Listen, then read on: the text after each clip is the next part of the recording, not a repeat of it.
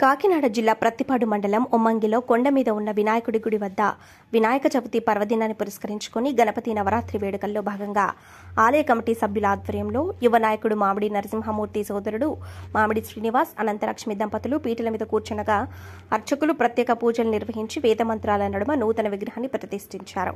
ఈ సందర్భంగా ఆలయ కమిటీ సభ్యులతో పాటు పలువురు లంబోదరుడిని దర్శించుకుని ఆలయ కమిటీ సభ్యులు ఏర్పాటు చేసిన తీర్థ ప్రసాదాలు స్వీకరించారు.